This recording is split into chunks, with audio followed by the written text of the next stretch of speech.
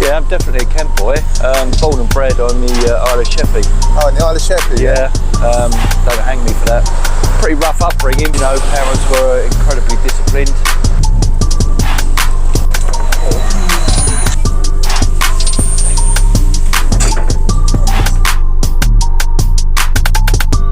Brought up really strict. If we did anything wrong, we were sent to our rooms. And you didn't have game systems, TV or anything in your rooms. And you weren't even allowed to talk in your room.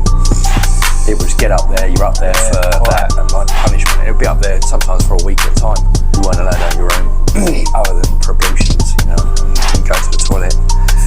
And the old man used to check, you used to see his little shadow at the bottom of the door, he used to check you weren't talking, you whispering, you like, you said anything, you just come in and it was proper fish strap slippers, all that kind of punishment.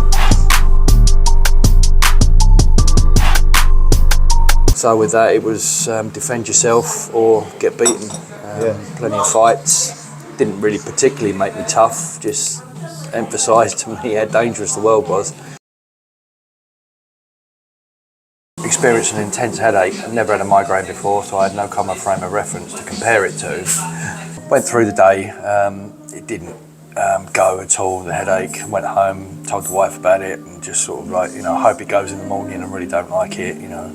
So she just went out, she did everything she could. She got all the tablets in the world, all the Migra leaves, all the things that were migraine related, and stronger painkillers, etc. But nothing was touching this. And then next thing I know, I woke up again and I was in a ward on a bed.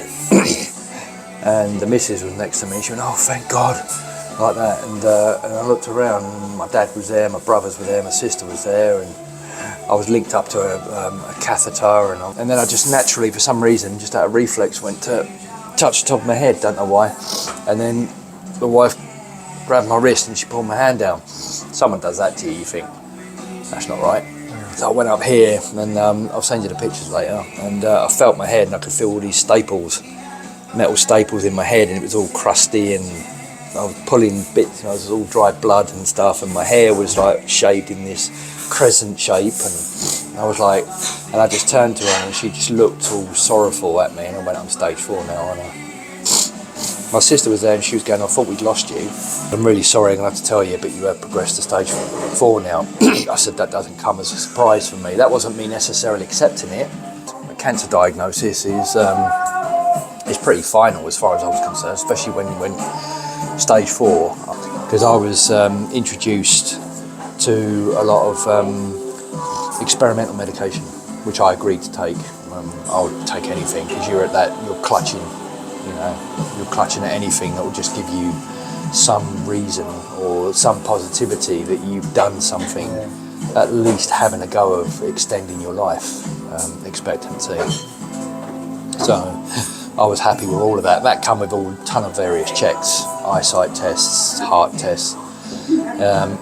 You're either on the real thing or you're on a placebo. Can't be told what. They have to keep it secret as well, otherwise it invalidates the experiment itself.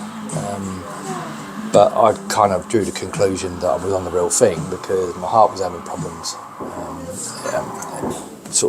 Pumping the blood out, it was basically drowning, so they had to take me off one of them.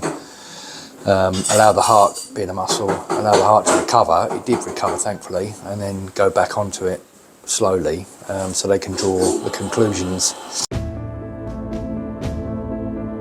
There are always things that are going to knock you down, always, and that's never going to stop. You know, realistically, as much as you might not want to hear it, you're always going to have things that test you. You've got to push through, you've got to face what's wrong, you've got to take it on the chin. Maybe it's something you did wrong, maybe it's something you could do differently. Again, what would you really want to do? Be honest with yourself. If you're not honest with yourself and you don't follow through, then it's just a pipe dream. It's just, you know, you've got to absolutely focus, settle on an idea, push through, overcome all the obstacles.